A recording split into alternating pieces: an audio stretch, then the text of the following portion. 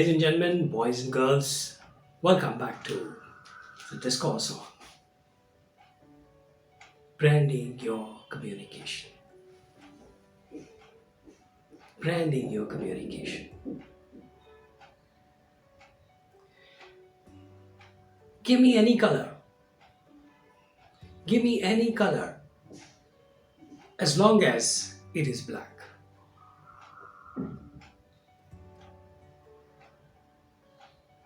Said the Ford Motor CEO. Said the Ford Motor CEO. He loved black cars.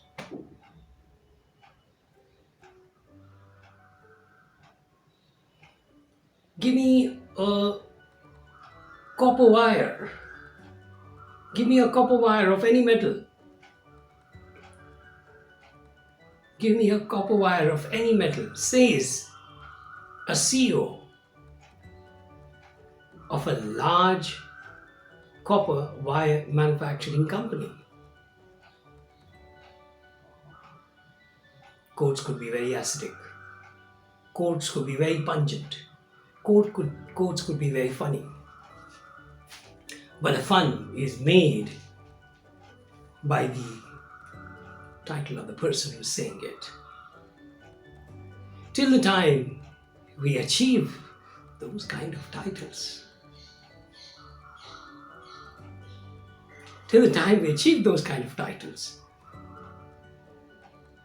this avenue is not available for us. This avenue is not available for us. Give me any color that is black is a statement of the branding of a mighty big car company called Ford. It's an excellence in the diplomacy. That stature, that position, that strategy is not available to us at this stage. And believe it or not, there's nothing much to vie for. You don't really look for making that kind of odd statement, so-called odd statement. That cannot be a target. Obviously, when you reach that position, you'll be able to do so many other things. Why only this? So many other things. The whole stage is yours. You can redefine the stage, the light, the music, the dance, the script,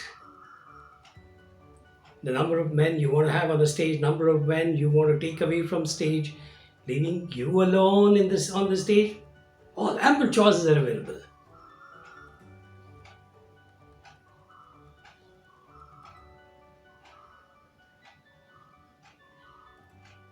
That cannot be the motive, but this is how it works. So I'm trying to sensationalize, polarize your thinking into thinking, your thinking into thinking of a new kind, saying you could become very quotable. So, if you can learn to make quotes,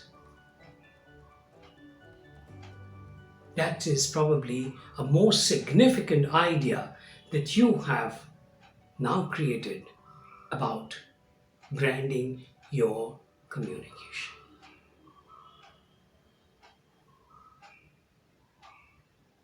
I'll definitely experiment on quotations sometime later in this series.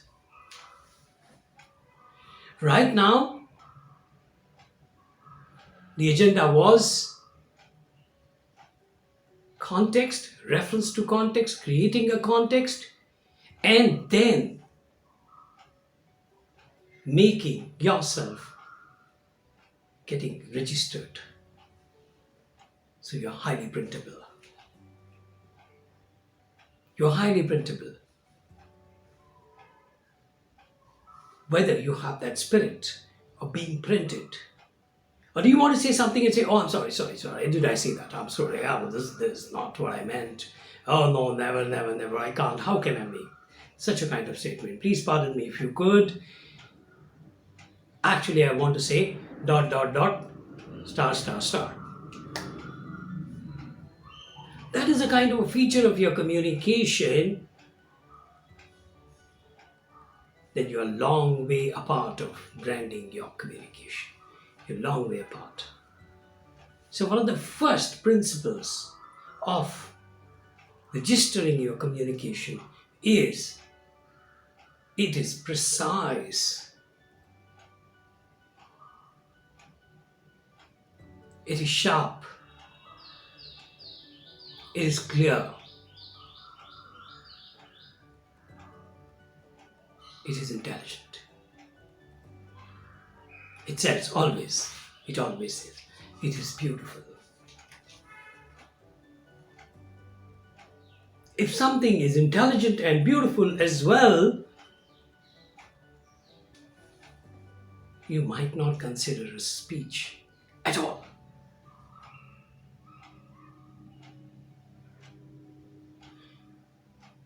You might not consider a speech at all.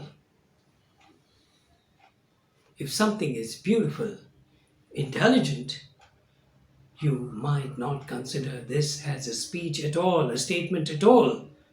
For it is a thought. It is a thought that could be intelligent and beautiful. So, your communication will not be anymore flooded with statements. It would be about thoughts. And how long does it take to create a thought? Well, it takes some time at least. It creates some time at least. And that time could become little. The time could become little, small, smaller, depending on what is the urgency in your mind to think. If there isn't urgency, if there is no passion, if there is no pure desire to make a moment out of the forthcoming seconds that you got, to make a moment out of forthcoming seconds that you got in your hand.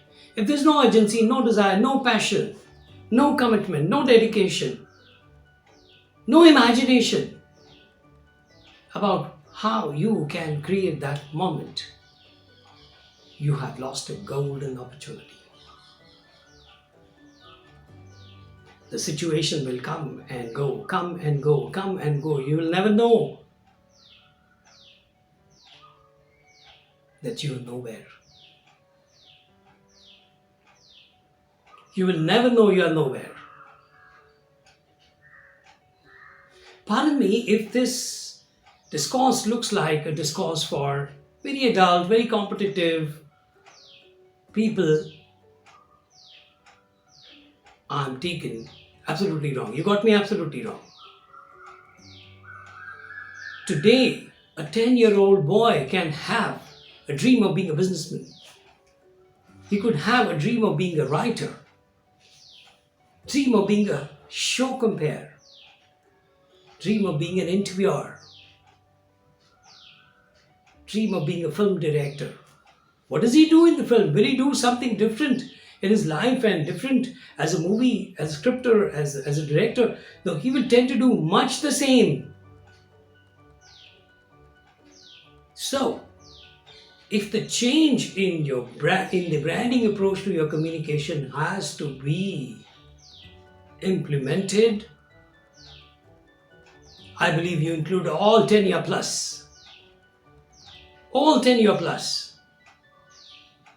And see what growth they achieve in their personal life.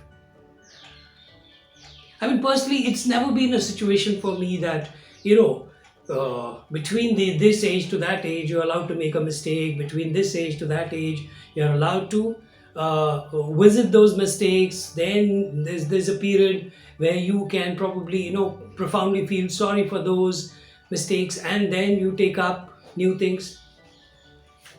No, I mean, it doesn't happen like that. There are good things we do every time possible, in every age, in every correspondence, in every reference, in every age, in every period, in every circumstance. There are good things one can do. And we bound to do few things which are odd, which are wrong, which are out of place. That's a part of it.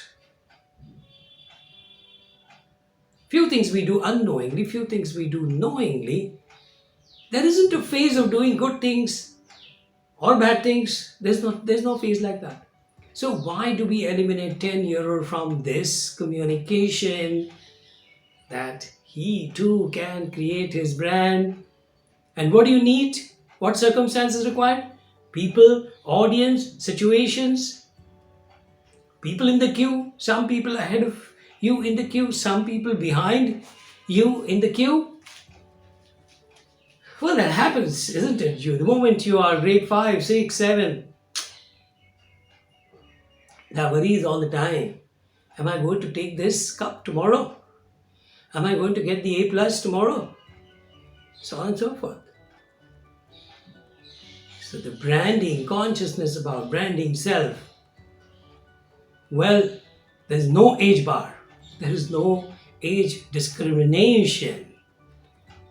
Oh, we have it so rampantly in India. We have it so rampant in India. Younger brother, elder brother, father, father's father. The power hierarchy is all set by age. Good. That's part of our culture. But that's not the only mechanism to follow wisdom. Sometimes it is good, it is in wisdom to break the old wisdom and create a new wisdom.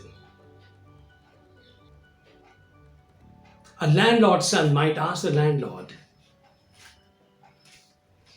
"My dear respected father,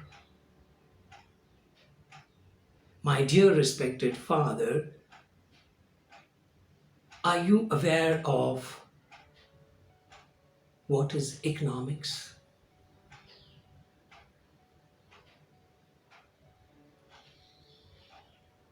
No, no, no. I know my accounting very well. See, I've been maintaining figures for last 25 years, and this is the figure till my father was in action. He was looking after the land bank. So no, father, my idea was to know whether you know economics, because you were all doing accounting. Do you know economics? Why do you want me to know this? No, father, I was just wondering, what is the cost of being so harsh with the farmers, your patrons? Have you ever considered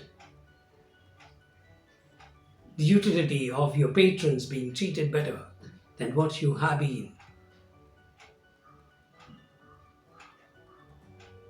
Sometimes a wisdom, an old wisdom, could be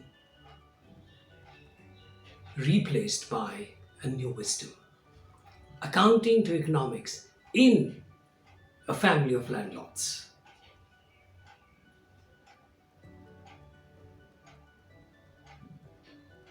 The land philanthropy I'm not proposing as yet. As yet. It might be a very sweet thing to happen. I'm not proposing philanthropy of land. After all, that's a business. But could we have a special bank for financing agricultural loans to farmers, where the mortgage, if at all, is done to the state and not to private parties? Whether there is any law which can ban mortgage of a property to a private party. Will the government ever think Let me study the land back and see the transfer of papers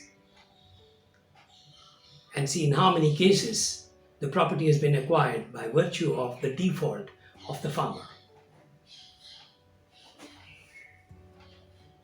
A new wisdom could be installed.